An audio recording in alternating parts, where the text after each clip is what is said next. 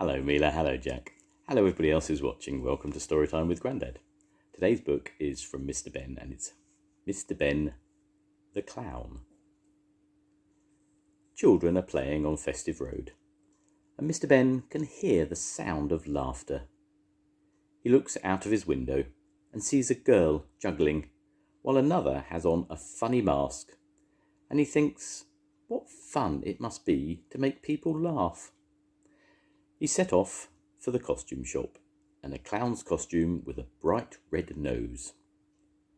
The shopkeeper suggests he try it on. He would love to. He changes into the outfit and looks at the reflection in the mirror. He even makes himself chuckle. Then he galumps with his huge shoes out through the other. It will lead to a circus ring, he supposes. But no, he's out in open countryside. Nothing but trees, fields, and a bright little car. It must surely be for him. Ben drives off in the funny little car, wondering what will happen next. Then he rounds a bend, sees a great collection of people and brightly painted vehicles, and suddenly the car does a rattle and a squeak and a bump, and with a bang lands Mr. Benn in the middle of them all. The troupe laugh and ask if he would like to join their circus. They could use another clown. So here is a circus, thought Mr. Benn. He was delighted. But Mr. Benn could see ahead of him a bridge over a fast-flowing river they should have crossed has fallen down and they cannot continue. The circus folk began to argue about how best to cross the gap.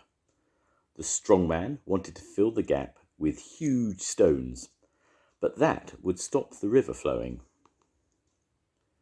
The tightrope walker wanted to put a rope across and balance everyone over, but that would not work for the elephants.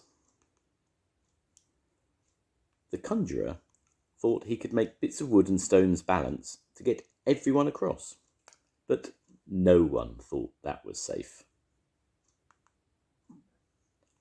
And the stilt man wanted to make extra long stilts for everyone, but that would not have got the trucks across. What do you think we should do? The ringmaster asked Mr. Benn. Well, said Mr. Benn, you all work together to make a good circus. I think you should all work together to make a good bridge. They all agreed and set about getting what they needed to make the bridge.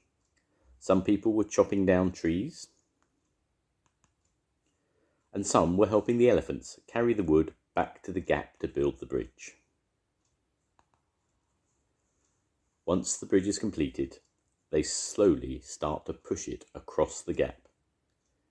It would be very useful to have someone on the other side to help it into place, said Mr. Benn. The circus cowboy, who did rope tricks, used his lasso. He threw it and fastened it onto a rock on the other side. Then the tightrope walker, followed by the acrobats, made their way across to the other side. The stiltsman put on his longest stilts and stood in the gully to help the bridge across. At last the bridge was complete. The first person to cross was Mr. Benn, followed by all the troupe, the trucks, the horses, and the elephants. Once they were all across the bridge, they continued on to the next town, where they put up the big top, the circus tent, where they did their performances. That evening the circus started. Mr. Benn drove his car into the arena, then marvelled at the performances of the tightrope walker, the trapeze artists, the strong man, the jugglers, the horse riders, and a balancing act. Then a magician suddenly appeared. He looked very familiar to Mr. Benn. He made a ball disappear from a box and appear under another on a different table. He asked Mr. Benn to help him with his act and said, "Step into this box, please." Mr. Benn stepped into the box, and he found himself back in the changing room of the costume shop. He took a last look at himself in his clown costume, got changed back into his clothes, and returned them to the shopkeeper. He was about to leave when he suddenly remembered he still had his red nose. "That's all right," said the shopkeeper. "You keep it." Back in Festive Road, people were going about their business as usual. There was just one group of children, balancing on stilts and laughing. At his door, Mr. Benn took the red nose from his pocket and thought of the shopkeeper. How kind, he thought. This is just what I need to remember this adventure. The end. Goodbye, Mila. Goodbye, Jack. I'll see you soon. Goodbye, everyone. Bye.